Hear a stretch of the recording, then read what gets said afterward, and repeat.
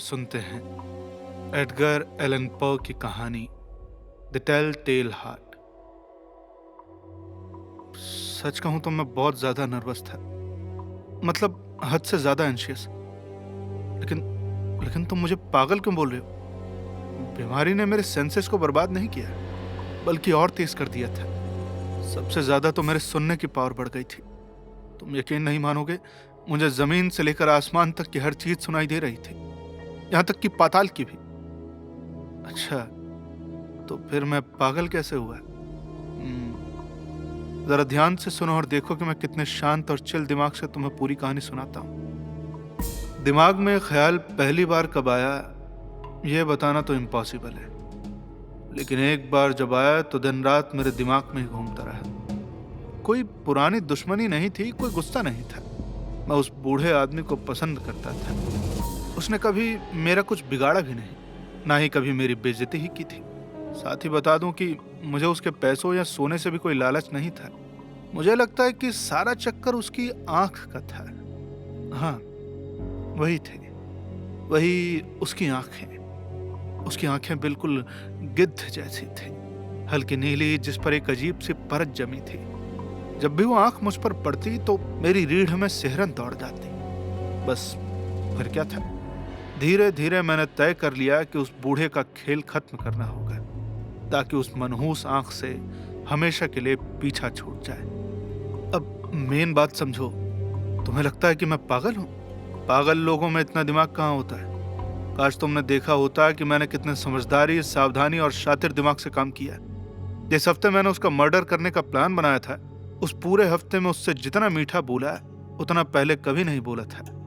हर रात ठीक 12 बजे मैं उसके कमरे की कुंडी एकदम धीरे से खोलता। जब दरवाजा इतना खुल जाता कि मेरा सिर अंदर जा सके, तो मैं अपनी ढकी हुई लालटेन, जिससे कि रोशनी बाहर न निकले, और फिर अपना सिर अंदर डालता। मैं इतनी धीमी चाल से सिर अंदर करता कि बूढ़े की नींद बिल्कुल न टूटे। मुझे सिर्फ सिर अंदर करने में ही पूरा 1 घंटा लग जाता था। क्या कोई पागल इतना पेशेंस रख सकता है? हाँ, तो फिर मैं लालटेन का पर्दा हल्का सा हटाता, बस इतना कि रोशनी की एक पतली सी किरण सीधे उस गिद्ध जैसी आंख पर पड़े। लगातार 7 रातों तक मैंने यही किया, पर हर रात उसकी आंख बंद मिलती थी। इसलिए मैं काम खत्म नहीं कर पाता था, क्योंकि मेरी चिढ़ उस बूढ़े से नहीं, उसकी उस भूरी आंख से थी। और हर सुबह उठकर मैं पूरे कॉन्फिडेंस के साथ उसके कमरे में जाता, एकदम नॉर्मल होकर उसका हालचाल पूछता। उसे भनक तक नहीं लगी कि हर रात 12 बजे कोई उसे चुपचाप घूर रहा होता है। 8वीं रात को मैं दरवाजा खोलने में पहले से भी ज्यादा अलर्ट था। घड़ी की सुई भी मुझसे ज्यादा तेज चल रही होगी। उस रात मुझे अपनी दिमागी ताकत का जो एहसास हुआ, उसकी खुशी मैं रोक ही नहीं पा रहा था। सोचो ना, मैं धीरे धीरे दरवाजा खोल रहा हूं और उसे अंदाजा तक नहीं कि क्या होने वाला है। ये सोचकर ही मुझे अंदर ही अंदर थोड़ी हंसी आ गई। शायद उसने सुन लिया, क्योंकि वो अचानक बिस्तर पर चौंक कर हिला। तुम्हें लगेगा कि मैं डर कर पीछे हट गया होगा, लेकिन ऐसा बिल्कुल नहीं था। कमरे में चोरों के डर से खिड़कियां बंद थी, तो पूरा अंधेरा पसरा हुआ था। मुझे पता था कि उसे दरवाजा खुलते हुए नहीं दिख रहा, इसलिए मैं धीरे धीरे दरवाजा आगे बढ़ाता रहा। मेरा सिर कमरे के अंदर था और मैं लालटेन खोलने ही वाला था कि मेरा अंगूठा उसकी टीन वाली क्लिप्स पे फिसल गया। आवाज होते ही वो बूढ़ा बिस्तर पर झटके से उठ बैठा और चिल्लाया, कौन है? कौन है वहां? मैं एकदम स्टैचू बनकर खड़ा रहा, बिना कोई आवाज किए। पूरे 1 घंटे तक मैंने अपनी एक उंगली भी नहीं हिलाई, और इस बीच मुझे उसके वापस लेटने की कोई आवाज भी नहीं आई। वो बस बिस्तर पर उठकर बैठा रहा और ध्यान से सुनता रहा, बिल्कुल वैसे ही जैसे मैं कई रातों से दीवारों में चलने वाले कीड़ों की खटपट सुनता आ रहा था। तभी मुझे एक हल्की सी कराहने की आवाज सुनाई दी, और मुझे तुरंत समझ आ गया कि ये मौत के भयानक खौफ की आवाज थी। ये किसी दर्द या दुख की आवाज नहीं थी, बिल्कुल नहीं। ये वो दबी हुई आवाज थी जो रूह के अंदर से तब निकलती है जब इंसान बुरी तरह डर से घिर जाता है। मैं इस आवाज को बहुत अच्छे से जानता था। कई रातों को ठीक 12 बजे, जब पूरी दुनिया सो रही होती थी, ये खौफ मेरे अपने सीने से उठकर मेरे होश उड़ा देता था। इसलिए मुझे पता था कि ये बूढ़ा किस दौर से गुजर रहा है। मुझे उस पर तरस भी आया, हालांकि दिल ही दिल में मुझे मजा भी आ रहा था। मुझे मालूम था कि जब से उसने बिस्तर पर पहली बार करवट बदली थी तभी से वो जाग रहा था। उसका डर लगातार बढ़ता जा रहा था। वो खुद को समझाने की कोशिश कर रहा था कि डरने की भला कोई बात नहीं है, पर वो ऐसा कर नहीं पा रहा था। वो अपने मन में कह रहा होगा कि कुछ नहीं, बस चिमनी में हवा चल रही है, या फिर फर्श पर कोई चूहा भागा होगा, या फिर शायद किसी झिंगुर ने आवाज की है। हाँ, वो खुद को इन बहानों से दिलासा दे रहा था, लेकिन सब बेकार था। सब कुछ पूरी तरह बेकार था, क्योंकि मौत अपनी काली परछाई के साथ उसके करीब आ चुकी थी और उसे अपने घेरे में ले चुकी थी। और इसी अनदेखी परछाई के मनहूस असर से उसे एहसास हो रहा था, बिना कुछ देखे या सुने, कि कमरे में मेरा सिर मौजूद है। काफी देर तक एकदम सब्र से इंतजार करने के बाद जब मुझे उसके लेटने की आवाज नहीं आई तो मैंने लालटेन की झीरी को जरा सा खोलने का फैसला किया। मैंने उसे बहुत ही चुपके से खोला। तुम सोच भी नहीं सकते कि कितने दबे पांव खोला, जब तक कि मकड़ी के जाले जैसी रोशनी, एक बहुत पीली सी किरण उस दरार से निकलकर सीधे उस गिद्ध जैसी आंख पर नहीं पड़ गई। समझे? वो आंख खुली हुई थी, पूरी तरह से चौड़ी खुली हुई, और उसे देखते ही मेरा पारा 7वें आसमान पर पहुंच गया। मुझे वो बिल्कुल साफ दिख रही थी, हल्की नीली, जिस पर वही डरावनी परत चढ़ी थी जो कि मेरी हड्डियों तक को जमा देती थी। लेकिन मुझे उस बुढ़े का चेहरा या बाकी शरीर कुछ भी नहीं दिख रहा था, क्योंकि मैंने अपने अंदाजे से रोशनी की किरण को सीधे उसी मनहूस आंख पर फोकस कर रखा था। और क्या मैंने तुमसे पहले नहीं कहा था कि जिसे तुम पागलपन समझ रहे हो वो असल में मेरी तेज सुनने की पावर है। अब मेरे कानों में एक धीमी, दबी हुई और तेज तेज चलने वाली आवाज आने लगी, बिल्कुल वैसी जैसे कॉटन रुई में लपेटी हुई कोई घड़ी टिक टिक करती है। उस आवाज को भी मैं बहुत अच्छे से पहचानता था। वो उस बूढ़े के दिल की धड़कन थी। इसने मेरे गुस्से को और भड़का दिया, बिल्कुल वैसे ही जैसे जंग के मैदान में ड्रम की आवाज सैनिकों के अंदर जोश भर देती है। फिर भी मैं खुद को रोके रखा और एकदम शांत खड़ा रहा। मैं मुश्किल से ही सांस ले रहा था। मैंने लालटेन को बिना हिलाए मजबूती से पकड़ा और पूरी कोशिश की कि रोशनी की किरण सीधे उसकी आंख पर टिकी रहे। इस बीच उसके दिल की वो डरावनी धड़कन और तेज होती गई। हर सेकंड वो और तेज और लाउड होती जा रही थी। बूढ़े का डर यकीनन 7वें आसमान पर पहुंच चुका था। अरे मैं कह रहा हूं ना कि आवाज हर पल तेज होती जा रही थी। क्या तुम मेरी बात समझ रहे हो? मैंने तुमसे कहा था ना कि मैं कितना नर्वस हूं। तो सच में मैं था। और उस सन्नाटे से भरी आधी रात में उस पुराने घर की खामोशी के बीच ऐसी अजीब आवाज ने मुझे बेकाबू खौफ से भर दिया। फिर भी कुछ मिनटों तक मैं खुद को संभाले हुए वहीं खड़ा रहा, लेकिन धड़कन और तेज और लाउड होती गई। मुझे लगा कि उसका दिल अभी फट जाएगा, और तभी मुझे एक नया डर सताने लगा। कहीं आवाज किसी पड़ोसी को न सुनाई दी जाए। खैर, बूढ़े का टाइम आ चुका था। जोरदार चीख के साथ मैंने लालटेन पूरी खोल दी और कमरे के अंदर छलांग लगा दी। वो सिर्फ एक बार चीखा, सिर्फ एक बार। 1 सेकंड के अंदर मैंने उसे फर्श पर घसीटा और भारी गद्दा बिस्तर उसके ऊपर खींच दिया।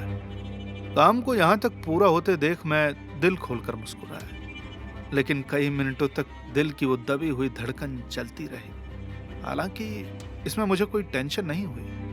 ये दीवार के पार नहीं सुनाई देने वाली थी, और आखिर में वो भी बंद हो गई। बूढ़ा मर चुका था। मैंने बिस्तर हटाया और लाश को चेक किया। हाँ, वो पूरी तरह ठंडा पड़ चुका था और एकदम मरा हुआ था। मैंने कई मिनट तक उसके दिल पर हाथ रखे रखा। कोई पल्स नहीं थी, एकदम शांत था सब कुछ। वो पूरी तरह मर चुका था। उसकी वो आंख अब मुझे कभी परेशान नहीं करेगी। अगर अब भी तुम्हें लगता है कि मैं पागल हूं, तो जब मैं बताऊंगा कि लाश छुपाने के लिए मैंने क्या क्या तगड़े इंतजाम किए, तो तुम्हारा ये वहम भी दूर हो जाएगा। खैर, बता ही देता हूं। रात में खत्म हो रही थी और मैं जल्दी जल्दी पर बिना कोई आवाज किए काम में जुट गया। सबसे पहले मैंने लाश के टुकड़े किए, उसका सिर, हाथ और पैर अलग कर दिए। फिर मैंने कमरे के फर्श पर 3 तख्ते, यानी प्लैंक्स उखाड़े और सब कुछ नीचे बीमों के बीच ठूंस दिया। उसके बाद मैंने उन तख्त को इतनी सफाई और चालाकी से वापस लगाया कि दुनिया की कोई आंख, यहां तक कि उसकी अपनी आंख भी कोई गड़बड़ नहीं पकड़ सकती थी। वहां साफ करने के लिए कुछ बचा ही नहीं था, न कोई दाग, न खून का एक भी छींटा। मैं पहले से ही बहुत अलर्ट था, सब कुछ एक ही टब में जमा हो गया था। जब मैंने सारा काम खत्म किया तो घड़ी में सुबह के 4 बज रहे थे, पर बाहर आधी रात जैसा ही अंधेरा था। जैसे ही घड़ी ने 4 बजाए, बाहर के दरवाजे पर खटखटाहट हुई। मैं एकदम चिल और हल्के दिल से दरवाजा खोलने नीचे गया, क्योंकि अब मुझे भला किस बात का डर। बाहर 3 आदमी खड़े थे, जिन्होंने बड़े प्यार और सलीके से बताया कि वे पुलिस ऑफिसर हैं। रात को किसी पड़ोसी ने एक चीख सुनी थी, कुछ गलत होने का शक हुआ था उन्हें, इसलिए पुलिस स्टेशन में रिपोर्ट की गई और वे अफसर घर की तलाशी लेने भेजे गए थे। मैं मुस्कुराया, क्योंकि मुझे भला किस चीज का डर था। मैंने उन सब का स्वागत किया। मैंने उनसे कहा कि वो चीख तो सपने में मेरे अपने मुंह से निकल गई थी, और यह भी बता दिया कि बूढ़ा आदमी किसी काम से शहर से बाहर गया हुआ है। मैं उन सबको पूरे घर में घुमाने ले गया।